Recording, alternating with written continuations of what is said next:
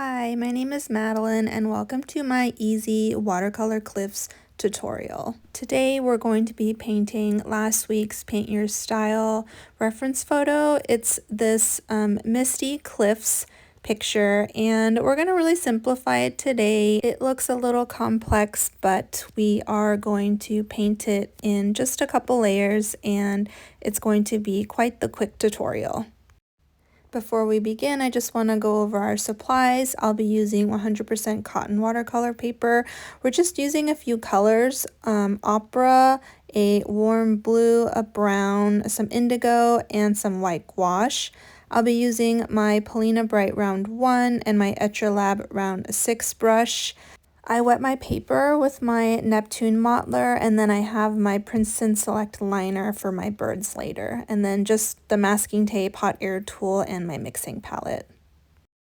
I have my paper taped down, and I'm just going to start off by wetting it because I want to add some lighter pink for a glow. So I'm using my Polina Bright round 1, and I'm picking up, this is actually Sunset by Addison and Segwick. Actually, all the colors that I used today are from her.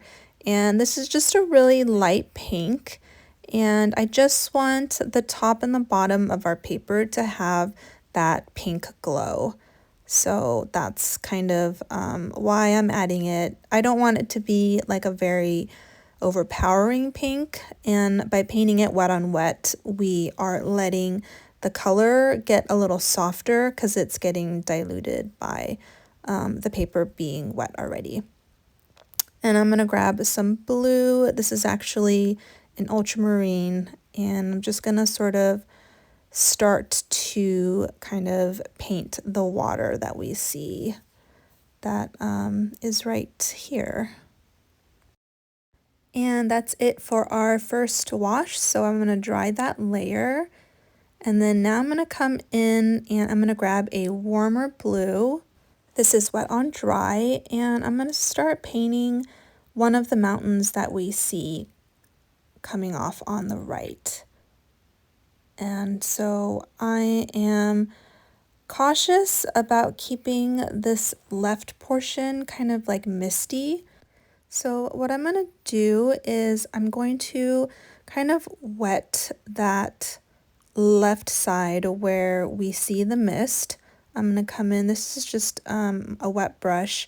I'm going to bring in some water and I'm going to wet this part so that we don't get any hard lines as we paint our mountain moving left.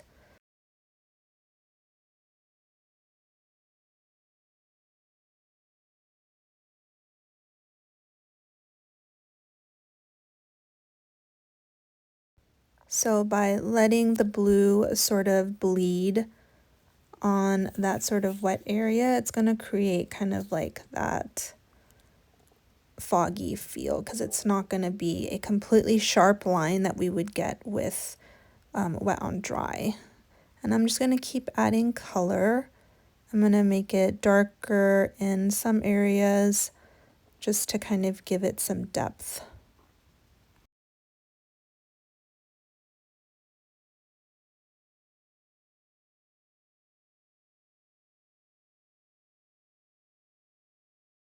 I want to use a paper towel to just sort of keep this area pretty light.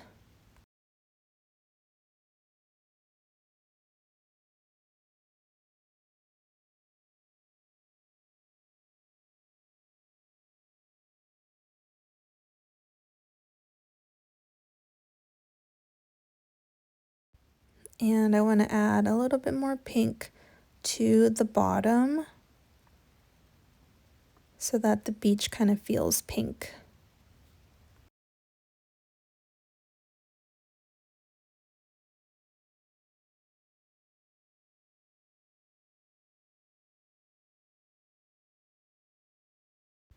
And then I want to dry that.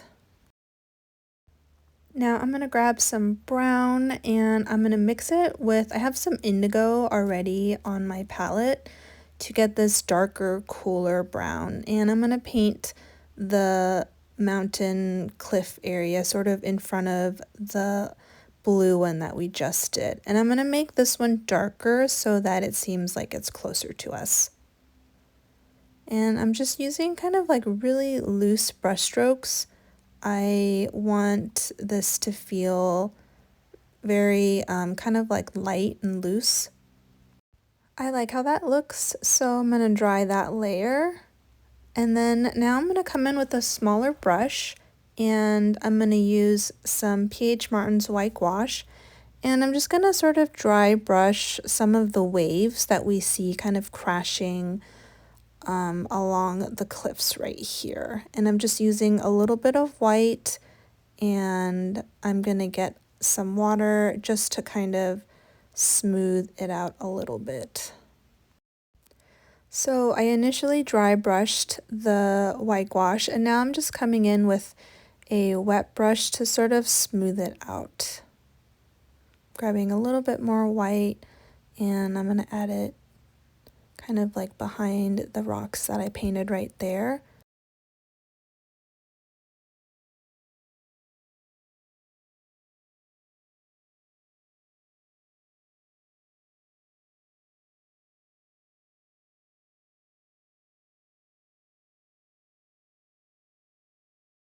And I'm just gonna take some of that white and I'm gonna cover up a little bit of these rocks that I painted so it kind of looks like the mist is kind of going over it.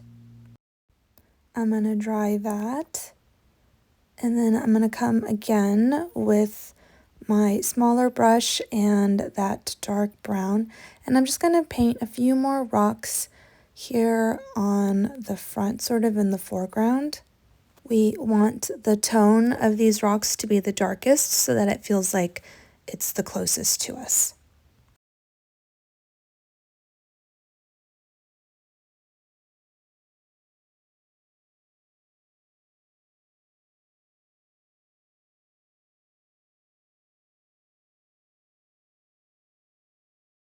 And then, like I mentioned earlier, this is a really fast and quick loose landscape. So I'm going to grab my Princeton Select brush that I use for my birds, and I'm grabbing a very watery indigo, and I'm just going to paint a tiny little flock flying off to the left.